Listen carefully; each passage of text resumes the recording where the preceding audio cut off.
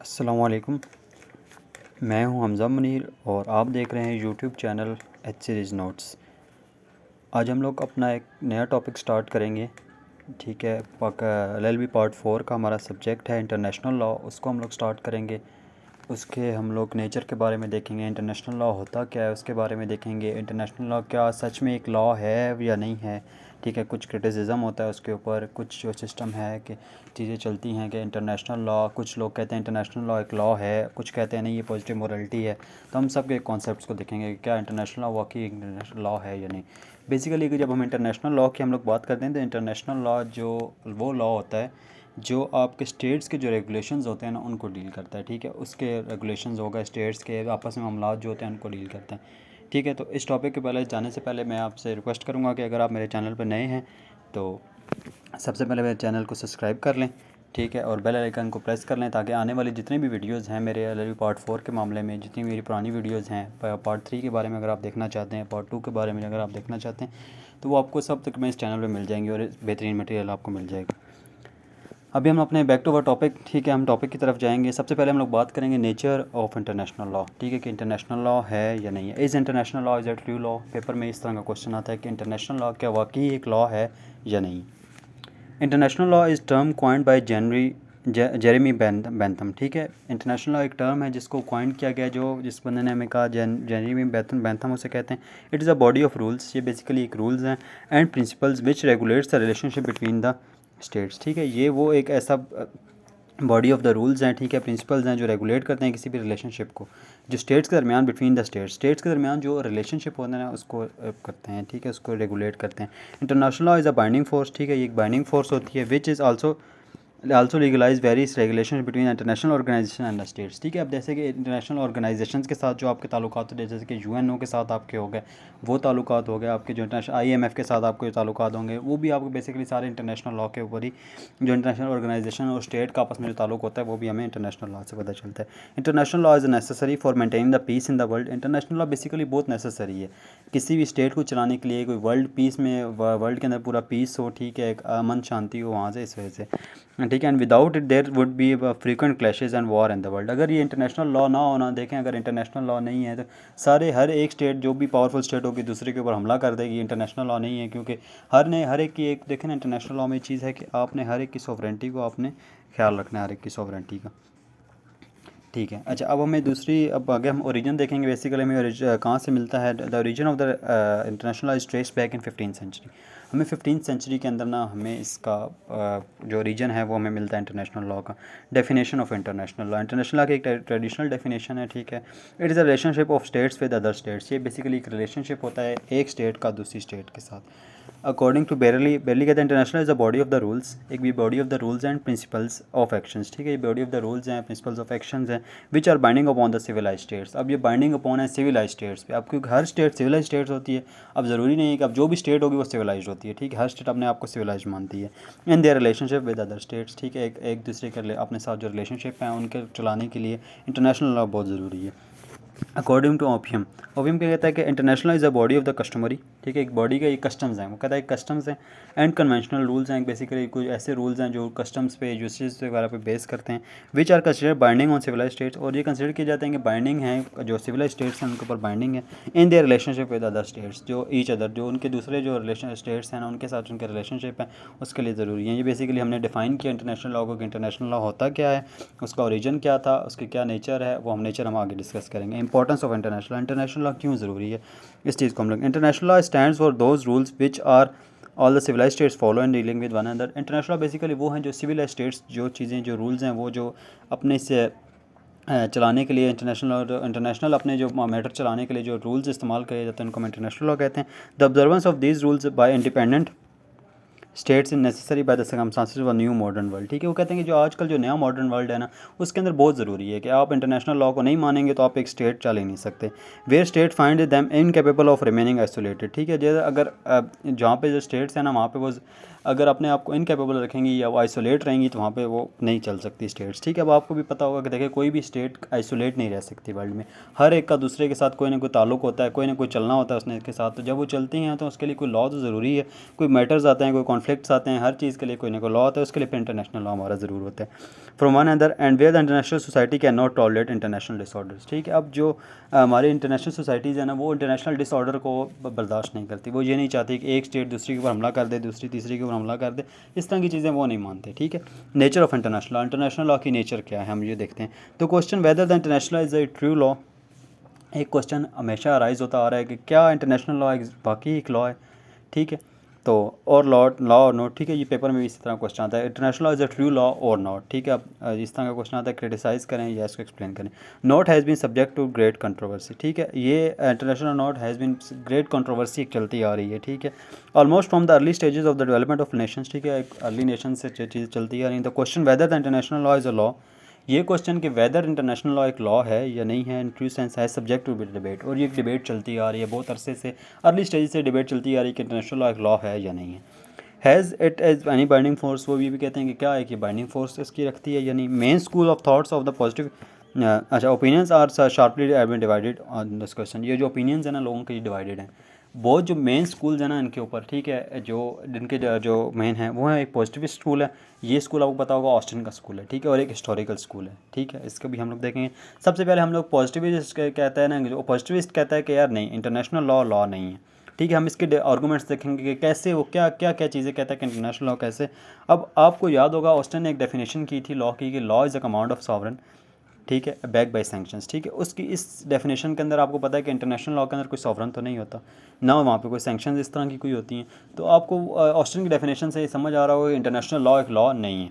ठीक है, according to this school international law is not law. वो कहता है कि ये लॉ नहीं है।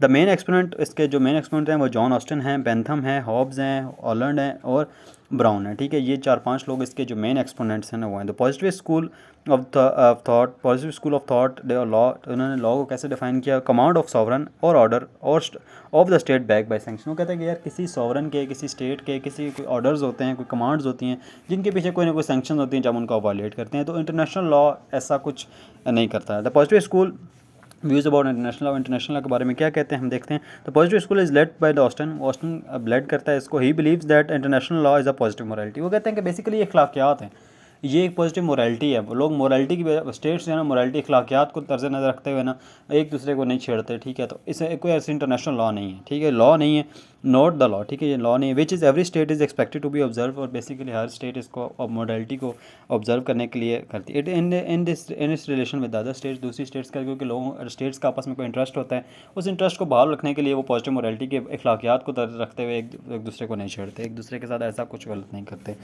They believe that international is not the law. ठीक है, वो कहते हैं कि ये लॉ नहीं है। इट एज इट डिज नॉट मर्ज, क्योंकि ये मर्ज नहीं हुआ, and was made by any law giving authority, और क्योंकि कोई सी अथॉरिटी ने इसको बनाया नहीं है। अब उस तरह आपको देखें कोई ऐसी आप खुद अपने माइंड में देखेंगे, क्या कहीं वहाँ पे कोई सॉवरन है? कोई सॉवरन नहीं है। क्या कि वहाँ पे कोई पार्लियामेंट है, कोई ऐसा कुछ, मतलब इंटरनेशनल लेवल पे कोई पार्लियामेंट हो, कोई डिस्प्यूट हो। देखें, इंटरनेशनल कोर्ट ऑफ जस्टिस तो है, पर वो भी वो जो उस तरह की जुडिशरी, उस तरह का एग्जेक्टिव, उस तरह का कुछ सिस्टम नहीं है। ठीक है, and had no sanction behind it, और इसके पीछे कोई सैंक्शंस भी नहीं है। ठीक है, वो इकोनॉमिकल सैंक्शंस लगती हैं, वो एक और चीज़ है। ऐसी सैंक्शन सच एज ऐसी सैंक्शन कोई भी नहीं है। ठीक है, it is mayor opinion of the sentiments amongst the nation. ये कहते हैं कि कुछ सेंटिमेंट्स होते हैं लोगों के, ये वो हैं। ठीक है, ओपिनियंस हैं।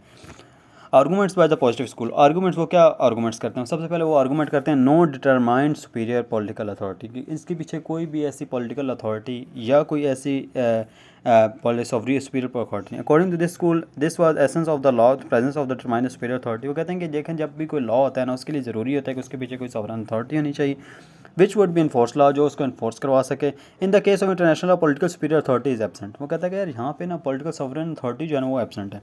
As there is no executive body. अब आप देखें कहीं अभी अब एक लॉ पास हो गया, ठीक है, क्या वो कोई है जो उसको इम्प्लीमेंट करवा सके? ऐसा कुछ भी नहीं है। There is no executive body, वहाँ पे एग्जेक्टिव कोई बॉडी नहीं है in the international law which implement the decision of the international court of justice. अब इंटरनेशनल कोर्ट ऑफ जस्टिस का कोई आ गया, ठीक है, उधर से क्या कोई कर सकता है? कोई कौन उसको इन्फोर्स करवाएगा? कोई एग्जेक्टिव बॉडी भी वहाँ पे नहीं है, तो ये कहते हैं ये लॉ नहीं है। Ensure observance of the provision of treaties. वो कहते हैं कि ट्रीटीज़ को परफॉर्म करवाने के लिए कोई है, अगर कोई मुल्क ट्रीटी कर सकता है, बाद में उसको नहीं मानता, तो कुछ हो सकता है, कुछ भी नहीं हो सकता उसके लिए। Lack of effective legislative machine. वो कहता है कि देखें, जहाँ पे अब लॉ होता है ना, देखें अब जस्ट नेशनल लॉ होता है, नेशनल लॉ के अंदर हमेशा आपकी कोई पार्लियामेंट होती है जो लॉ बनाती है, या कोई आपके डेलीगेटेड लेजिस्लेशन होती है। वहाँ पे तो ऐसा भी कुछ नहीं है ना, वहाँ पे कोई ऐसी पार्लियामेंट है। Law lakhs effective legislative machinery, वहाँ पे ऐसी कोई लेजिस्लेटिव मशीनरी नहीं है। ठीक है। It is not the command of the superior determined authority, कोई ऐसी कमांड नहीं है किसी सुपीरियर अथॉरिटी की, ठीक है। At the best it is a limitation imposed by the sovereign upon itself, ठीक है। ये बेसिकली ना कुछ limitation imposed by it, at the best it is a limitation imposed by the sovereign upon him. ये देखिए जो state ने अपने ऊपर खुद ही कुछ ना वो लिमिटेशंस लगा दी हैं, तो इस तरह का ना ये therefore it is not the law, ये लॉ नहीं है, ठीक है। उन्होंने अपने ऊपर कुछ किया। लैक ऑफ सैंक्शन, वो कहते हैं कि देखें इस तरह की इनके पीछे कोई सैंक्शंस नहीं है, कोई पनिशमेंट्स नहीं है, ठीक है। According to the school of law must be back by sanction, कहते हैं लॉ ज़रूरी है कि वो किसी सैंक्शंस हो, but international law is lack of sanctions, वहाँ पे कोई ऐसी सैंक्शंस नहीं है। International law is observe only for the convenience, ठीक है। इंटरनेशनल लॉ को कन्वीनियंस के लिए, बेनिफिट्स के लिए, advantage of the state, state अपनी एडवांटेज के तौर पे इसको अप्लाई कर लेती है, अपने ऊपर खुद ही मसलत कर लेती है। ऐसा कोई बॉडी नहीं है जो उसे करे, या कोई ऐसी पनिशमेंट नहीं है, अगर नहीं मानेंगे तो आपको कोई पनिशमेंट नहीं है। लैक ऑफ पोटेंट जुडिशरी, ठीक है। जुडिशरी वहाँ पे कोई ऐसी इफेक्टिव इंडिपेंडेंट जुडिशरी वहाँ पे नहीं है। International law lacks of potential judiciary, ठीक है। The powers and jurisdiction of international court of limited, ठीक है, वो लिमिटेड होते हैं, ठीक है। As much depends on the sweet of will of state, ठीक है। ये विल ऑफ स्टेट में देखें, आपको दो स्टेट्स का आपस में मामला आ गया, इंटरनेशनल कोर्ट ऑफ जस्टिस में चला गया। इंटरनेशनल कोर्ट ऑफ जस्टिस ने एक फैसला दिया, वो उन दो स्टेट्स पे सिर्फ बाइंडिंग है, ठीक है। उन्होंने कहा कि अच्छा इस तरह अब ये प्रेसिडेंट नहीं बनेगी कि आज के बाद भी ऐसा कोई नहीं करेगा, जैसे कि नेशनल लॉ में होता है कि आज के बाद भी अगर कोई ऐसा केस आएगा तो सेम इफेक्ट होगा, वो सिर्फ उन्हीं जो दो स्टेट्स हैं उन पर अप्लाई होता है, तो वो इतनी इफेक्टिव नहीं है। और वो state at the decision are binding on the party, जो भी पार्टी डिस्प्यूटेड है ना उन पर सिर्फ बाइंडिंग होता है, उसके अलावा किसी पर कोई बाइंडिंग नहीं है। तो इस वजह से हम कह रहे हैं कि वीक जुडिशरी है वहाँ पर, कोई ऐसी खास जुडिशरी वहाँ पर नहीं है।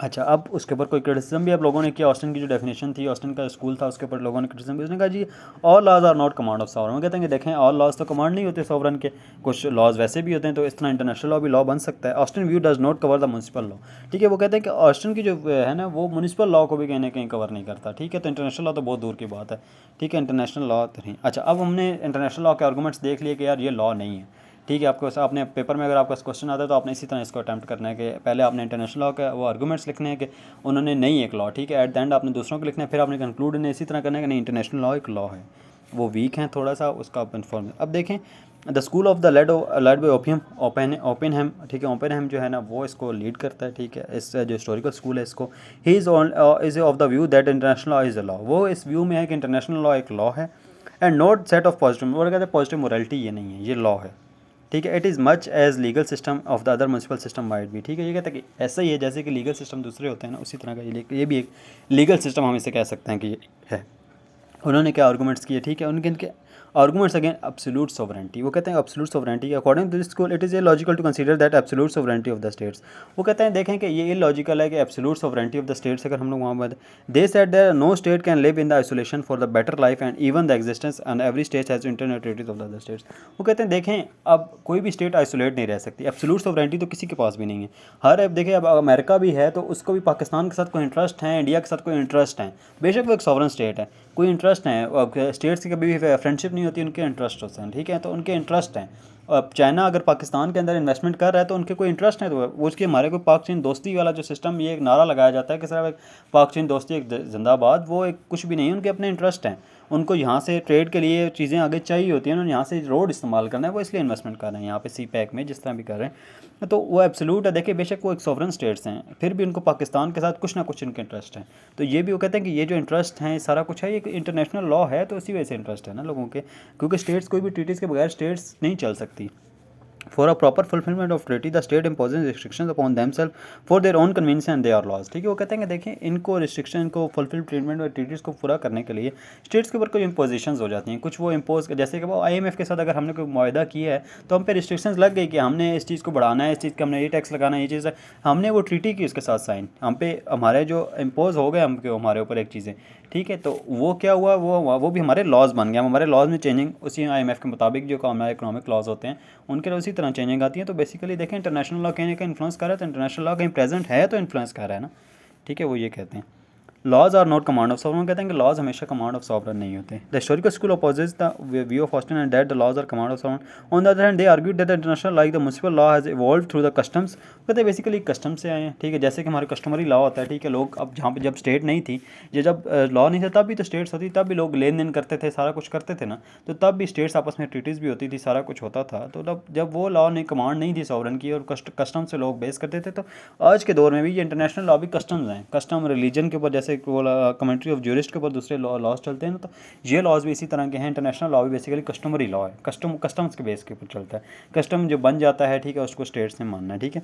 There are sanctions behind the international, वो कहते हैं कि देखें सैंक्शंस हैं, कौन कहता है इसके खिलाफ कोई सैंक्शन है। Historical school argues that like municipal law there are sanctions behind the international and these sanctions are the public opinions.